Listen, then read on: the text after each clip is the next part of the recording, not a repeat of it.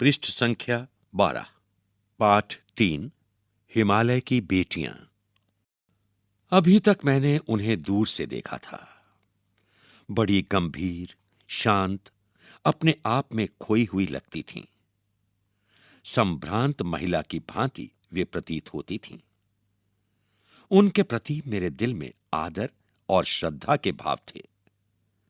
मां और दादी, मौसी और मामी की गोद की तरह उनकी धारा में डुबकियां लगाया करता। परंतु इस बार जब मैं हिमालय के कंधे पर चढ़ा तो वे कुछ और रूप में सामने थीं। मैं हैरान था कि यही दुबली पतली गंगा, यही यमुना, यही सतलुज समतल मैदानों में उतरकर विशाल कैसे हो जाती हैं। इनका उछलना और कूदना, खिलखिलाकर लगातार हंसते जाना, इनकी यह भावभंगी, इनका यह उल्लास कहां गायब हो जाता है मैदान में जाकर। किसी लड़की को जब मैं देखता हूं, किसी कली पर जब मेरा ध्यान अटक जाता है, तब भी इतना कौतूहल और विस्मय नहीं होता जितना कि इन बेटियों की बाल लीला देखकर। कहां ये भागी जा रही हैं? वह कौन लक्ष्य है जिसने इन्हें बेचैन कर रखा है? अपने महान पिता का विराट प्रेम पाकर भी अगर इनका हृदय अतृप्त ही है, तो वह कौन होगा जो इनकी प्यास मिटा सकेगा? बर्फ जली नंगी पहाड़ियां, छोटे छोटे पौधों से भरी घाटियां, बंधुर अधित्यकाएं, सरसब्ज उपत्यकाएं, ऐसा है इनका लीला निकेतन। खेलते खेलते जब ये जरा दूर निकल जाती हैं, तो देवतार, चीड़, सरो, चिनार, सफेदा, कैल के जंगलों में पहुंचकर शायद इन्हें बीती बातें याद करने का मौका मिल जाता हो। कौन जाने, बुढ़ा हिमालय अपनी इन नटखट बेटियों के लिए कितना सिर धुनता होगा।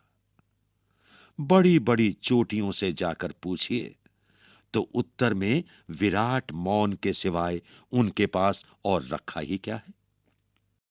सिंधु और ब्रह्मपुत्र, ये दो ऐसे नाम हैं जिनके सुनते ही रावी, सतलुज, व्यास, चनाब, झेलम, काबुल अर्थात कुभा, कपिशा, गंगा, यमुना, सरयू, गंडक, कोसी आदि हिमालय की छोटी बड़ी सभी बेटियां आंखों के सामने नाचने लगती हैं।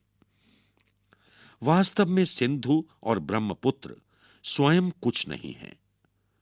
दयालु हिमालय के पिघले हुए दिल की एक एक बूंद न जाने कब से इकट्ठा हो होकर इन दो महानदों के रूप में समुद्र की ओर प्रवाहित होती रही है। कितना सौभाग्यशाली है वह समुद्र जिसे पर्वतराज हिमालय की इन दो बेटियों का हाथ पकड़ने का श्रेय मिला। जिन्होंने मैदानों में ही इन नदियों को देखा होगा, उनके ख्याल में शायद ही यह बात आ सके कि बूढ़े हिमालय की गोद में बच्चियां बनकर ये कैसे खेला करती हैं।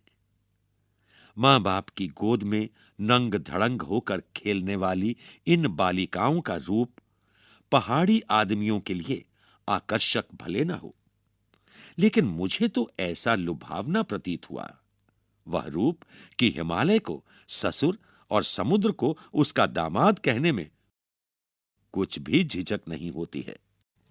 पृष्ठ संख्या 14। कालिदास के विरही यक्ष ने अपने मेघदूत से कहा था, वेत्रवती अर्थात बेतवा नदी को प्रेम का प्रतिदान देते जाना। तुम्हारी वह प्रेयसी तुम्हें पाकर अवश्य ही प्रसन्न होगी।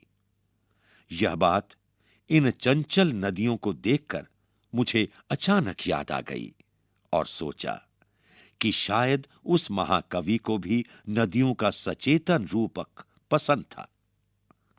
दरअसल जो भी कोई नदियों को पहाड़ी घाटियों और समतल आंगनों के मैदानों में जुदा जुदा शक्लों में देखेगा, वह इसी नतीजे पर पहुंचेगा। काका कालेलकर ने नदियों को लोकमाता कहा है, किंतु माता बनने से पहले यदि हम इन्हें बेटियों के रूप में देख लें तो क्या हर्ज है। और थोड़ा आगे चलिए, इन्हीं में अगर हम प्रेयसी की भावना करें तो कैसा रहेगा। ममता का एक और भी धागा है जिसे हम इनके साथ जोड़ सकते हैं। बहन का स्थान कितने कवियों ने इन नदियों को दिया है। एक दिन मेरी भी ऐसी भावना हुई थी। थोलिंग तिब्बत की बात है। मन उचट गया था, तबीयत ढीली थी।